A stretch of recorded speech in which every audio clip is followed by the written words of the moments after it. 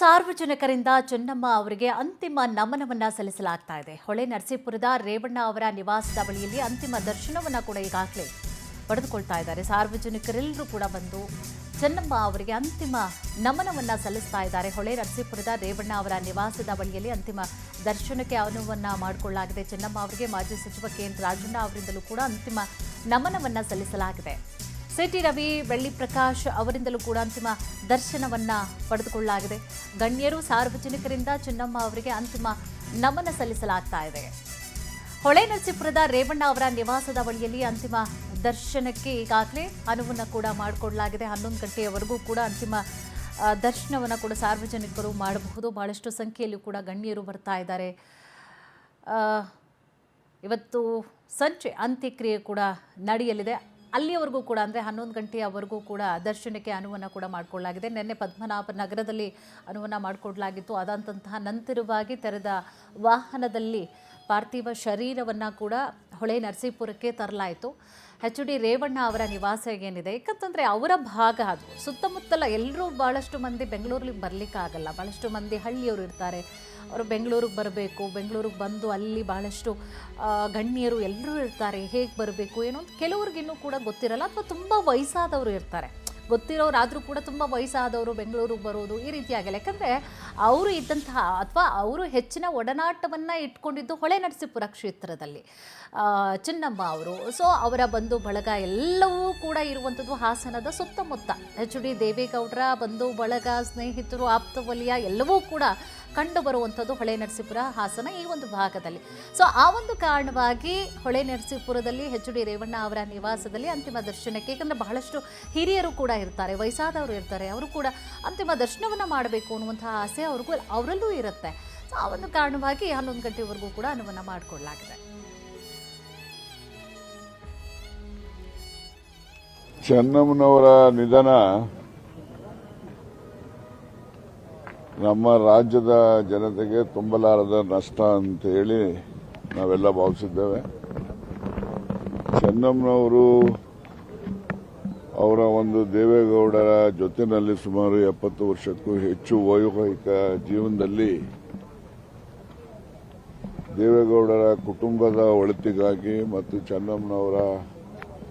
ಅವರ ತಂದೆ ಕುಟುಂಬದವರಿಗೂ ಕೂಡ ಅವರು ಆಶ್ರಯವಾಗಿ ಎಲ್ಲರನ್ನೂ ಕೂಡ ಬೆಳೆಸಿ ದೊಡ್ಡವನಾಗಿ ಮಾಡಿ ಇವತ್ತೇನಾದರೂ ದೇವೇಗೌಡರ ಯಶಸ್ಸಿಗೆ ಅವರ ಪಾತ್ರ ಹಿರಿದು ಅಂತಕ್ಕಂಥದ್ದನ್ನು ಎಲ್ಲರಿಗೂ ಕೂಡ ತಿಳಿದಿರ್ತಕ್ಕಂಥ ವಿಚಾರ.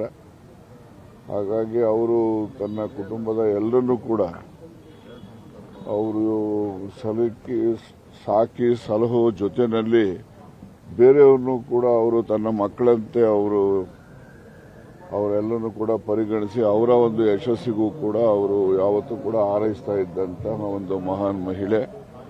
ಈ ದಿವಸ ಅವರು ನಮ್ಮನ್ನು ಅಗಲಿದ್ದಾರೆ.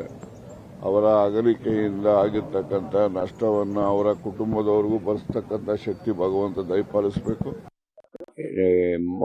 ಸಾರ್ವಜನಿಕ ಜೀವನದಲ್ಲಿ ಇರುವಂತವ್ರ ಮನೆಗೆ ಚೆನ್ನಮ್ಮನಂತವ್ರು ಇದ್ರೆ ಮಾತ್ರ ಎಲ್ಲ ರೀತಿಯಿಂದಲೂ ಶಕ್ತಿ ಬರುತ್ತೆ ಅಂತ. ಅವರ ದೈವ ಭಕ್ತಿ, ಅವ್ರ ಮನೆ ನಡೆಸಿದ ರೀತಿ.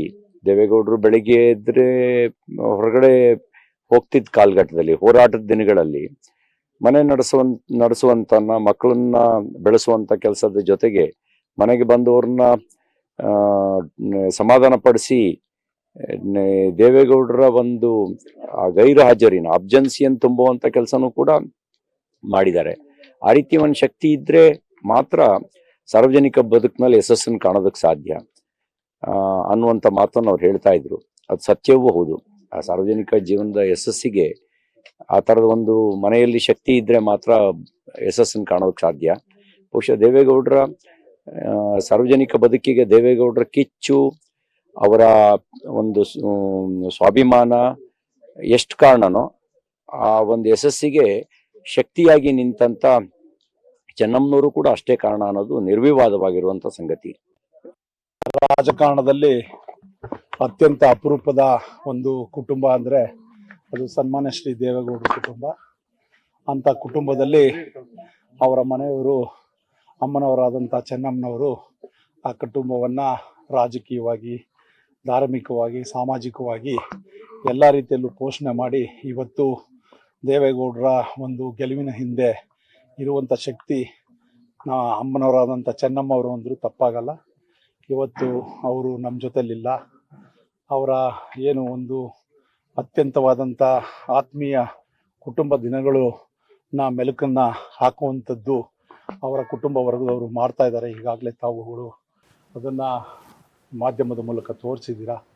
ಇವತ್ತು ಆ ದುಃಖವನ್ನು ತಡ್ಕೊಳ್ಳುವಂಥ ಶಕ್ತಿ, ಯಾಕಂದರೆ ಭಾಳ ಆತ್ಮೀಯವಾಗಿ ಕುಟುಂಬ ಬೆಸಗೆ ಆಗಿದ್ದು ನಾವು ನೋಡಿದಂಥ ಸಂದರ್ಭದಲ್ಲಿ ಈ ಬಗ್ಗೆ ಹೆಚ್ಚಿನ ಮಾಹಿತಿಯನ್ನು ಕೂಡ ನೀಡ್ತಾ ಹೋಗ್ತಾರೆ ನಮ್ಮ ಪ್ರತಿನಿಧಿ ರೂಪೇಶ್ ಅವರು ಹೊಳೆ ನರಸೀಪುರದಿಂದ ನಮ್ಮ ಜೊತೆ ಲೈವ್ನಲ್ಲಿ ಜಾಯ್ನ್ ಆಗಿದ್ದಾರೆ. ಎಸ್ ರೂಪೇಶ್, ಇವಾಗ ಅಂತಿಮ ದರ್ಶನ ಎಷ್ಟು ಗಂಟೆವರೆಗೂ ಕೂಡ ನಡೆಯುತ್ತೆ? ಅಂತಿಮ ವಿಧಿವಿಧಾನಗಳಿಗೆ ಎಷ್ಟು ಗಂಟೆಗೆ ಆಗುತ್ತೆ? ಏನೆಲ್ಲ ಮಾಹಿತಿ ಇದೆ? ಕುಸುಮ, ಬೆಳಗ್ಗೆ 6 ಗಂಟೆಯಿಂದಲೇ ಅಂತಿಮ ದರ್ಶನಕ್ಕೆ ವ್ಯವಸ್ಥೆಗಳನ್ನು ಹೊಳೆನರಸೀಪುರದ ರೇವಣ್ಣ ಅವರ ನಿವಾಸದಲ್ಲಿ ಮಾಡಲಾಗಿತ್ತು. ಹೀಗಾಗಿ ಬೆಳಗ್ಗೆ 6 ಗಂಟೆಯಿಂದಲೂ ಕೂಡ ಜನ ಬರ್ತಾ ಇದ್ದಾರೆ. ಈಗ ಒಟ್ಟಾರೆಯಾಗಿ ಒಂದು ಅಂತಿಮ ದರ್ಶನ ಶುರುವಾಗಿ 3-3:30 ಗಂಟೆ ಆಗಿದೆ.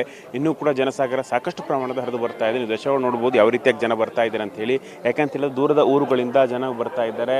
ಅದೇ ರೀತಿಯಾಗಿ ಅಂತಿಮ ದರ್ಶನಗಳು ಪಡ್ಕೊಳ್ತಾ ಇದ್ದಾರೆ. ಅವರು ಎಲ್ಲರೂ ಕೂಡ ಪುಷ್ಪ ನಮನವನ್ನು ಸಲ್ಲಿಸ್ತಾ ಇದ್ದಾರೆ. ಅದೇ ರೀತಿಯಾಗಿ ಹಾರಗಳಿರ್ಬೋದು ಅಥವಾ ಅವರವರ ಇಷ್ಟಪಟ್ಟಂಥ ಒಂದಿಷ್ಟು ವಸ್ತುಗಳನ್ನು ತಂದು ಅವರ ಒಂದು ಪಾರ್ಥಿವ ಶರೀರಕ್ಕೆ ಅರ್ಪಣೆಯನ್ನು ಮಾಡ್ತಾ ಇದ್ದಾರೆ. ಅದೇ ರೀತಿಯಾಗಿ ಒಂದಿಷ್ಟು ಜನ ಕಣ್ಣೀರು ಹಾಕ್ಕೊಂಡು ಕೂಡ ಹೋಗ್ತಾ ಇರೋದನ್ನು ಕೂಡ ಗಮನಿಸ್ತಾ ಇದ್ದಾರೆ. ಅದೇ ರೀತಿಯಾಗಿ ದೇವೇಗೌಡರ ಕುಟುಂಬಸ್ಥರು ಕೂಡ ಬರ್ತಾ ಇದ್ದಾರೆ. ಅದೇ ರೀತಿಯಾಗಿ ರೇವಣ್ಣ ಕುಟುಂಬಸ್ಥರು ಕೂಡ ಬರ್ತಾ ಇದ್ದಾರೆ.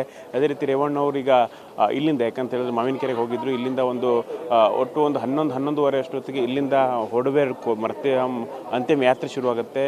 ಅದಕ್ಕಿಂತ ಮುಂಚೆ ಒಂದಿಷ್ಟು ಇಲ್ಲಿ ವಿಧಿವಿಧಾನಗಳನ್ನು ಕೂಡ ನೆರವೇರಿಸಿದ್ದಾರೆ ಅನ್ನೋಂಥ ಮಾಹಿತಿ ಸಿಗ್ತಾ ಇದೆ. ಒಟ್ಟಾರೆಯಾಗಿ ಇಲ್ಲಿಗ ಒಟ್ಟು 3-3:30 ಗಂಟೆಯಲ್ಲಿ ಈಗ ಒಂದು 20-25 ಸಾವಿರ ಜನ ಈಗಾಗಲೇ ಬಂದು ಹೋಗಿರೋದನ್ನು ಕೂಡ ಗಮನಿಸ್ತಾ ಇದ್ದೀರಿ. ದೊಡ್ಡ ಪ್ರಮಾಣದ ಜನಸಾಗರ ಹರಿದು ಬರ್ತಾ ಇದೆ. ಅದೇ ರೀತಿಯಾಗಿ ಎಲ್ಲ ರೀತಿಯಾಗಿರ್ತಕ್ಕಂಥ ವ್ಯವಸ್ಥೆಗಳನ್ನು ಮಾಡಿಕೊಳ್ಳಲಾಗಿದೆ. ಜನರು ದೂರದ ಊರುಗಳಿಂದಲೂ ಕೂಡ ಇಲ್ಲಿ ಆಗಮಿಸ್ತಾ ಇದ್ದಾರೆ. ಒಟ್ಟಾರೆಯಾಗಿ ಇಲ್ಲಿವರೆಗೆ, ಯಾಕಂತ ಹೇಳಿದ್ರೆ ಇಲ್ಲಿ ಒಂದು 11 ಗಂಟೆಯಿಂದ ಇಲ್ಲಿಂದ ಅಂತಿಮ ಯಾತ್ರೆ ಶುರುವಾಗುತ್ತೆ. ಇಲ್ಲಿಂದ ಅವರು ಇದಂಥ ಬಾಡಿಗೆ ಮನೆ, ಯಾಕಂದರೆ ಇಲ್ಲಿ ಲಕ್ಷ್ಮೀ ನರಸಿಂಹ ರಸ್ತೆ ಹತ್ತಿರ ಇರ್ತಕ್ಕಂಥ ಬಾಡಿಗೆ ಮನೆಗೆ ಸ್ವಲ್ಪ ಒಂದು 5 ನಿಮಿಷ ಇಡಬೇಕು ಅಂತೇಳಿ ದೇವೇಗೌಡರು ಅಪೇಕ್ಷೆ ಪಟ್ಟಿದ್ದಾರೆ. ಅಲ್ಲಿ ಇಡಲಾಗುತ್ತೆ. ಅಲ್ಲಿಂದ ನೇರವಾಗಿ ಮಾವಿನಕೆರೆಗೆ ಹೋಗಲಾಗುತ್ತೆ. ಮಾವಿನಕೆರೆಯಲ್ಲಿ ಒಂದು ವೇದಘೋಷಗಳ ಸಮೇತವಾಗಿ ಅಲ್ಲಿ ಅಂತಿಮ ಕ್ರಿಯೆ ಆಗುತ್ತೆ. ಒಕ್ಕಲಿಗ ಸಂಪ್ರದಾಯದಂತೆ ಅಂತಿಮ ಕ್ರಿಯೆಗಳನ್ನು ಕೂಡ ಮಾಡಲಿಕ್ಕೆ ಸಿದ್ಧತೆಗಳನ್ನು ಮಾಡಿಕೊಳ್ಳಲಾಗಿದೆ. ಈಗಾಗಲೇ ವಿಶೇಷ ಪೂಜೆ ಅಭಿಷೇಕಗಳನ್ನು ಕೂಡ ಮಾಡಬೇಕು. ಯಾಕಂದರೆ ಅವರು ಬೆಟ್ಟದ ರಂಗನಾಥ ಸ್ವಾಮಿಯನ್ನು ಹೆಚ್ಚು ಪ್ರಮಾಣದಲ್ಲಿ ನಂಬ್ತಾ ಇದ್ರು. ಇದಕ್ಕೋಸ್ಕರವಾಗಿ ಅಲ್ಲಿ ಒಂದು ಅಭಿಷೇಕ ಮಾಡಬೇಕು, ಅದು ತೀರ್ಥವನ್ನು ತಂದು ಹಾಕಬೇಕು ಅಂತ ಹೇಳಿ ಒಂದು ಅಪೇಕ್ಷೆ ಇತ್ತು. ಆ ರೀತಿಯಾಗಿರ್ತಕ್ಕಂಥ ಪೂಜೆಗಳು ಕೂಡ ಈಗಾಗಲೇ ಶುರುವಾಗಿದೆ.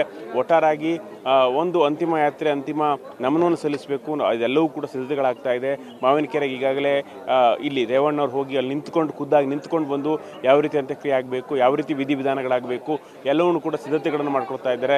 ನಿನ್ನೆ ವಾಸ್ತು ತಜ್ಞರೇ ಬಂದು ಎಲ್ಲಿ ಅಂತ್ಯಕ್ರಿಯೆ ಮಾಡಬೇಕು, ಯಾವ ಪ್ರದೇಶದಲ್ಲಿ ಅಂತ್ಯ ಮಾಡಬೇಕು, ಮುಖ ಯಾವ ಕಡೆ ಇರಬೇಕು, ಯಾವ ರೀತಿ ಕುಣಿಯನ್ನು ತೊಗೊಳ್ಬೇಕು ಎಲ್ಲವನ್ನು ಕೂಡ ಒಂದು ವಿವರಿಸಿ ಹೋಗಿದ್ದಾರೆ. ಕುಸುಮ, ತಮ್ಮೆಲ್ಲ ಡೀಟೇಲ್ಸ್ಗಾಗಿ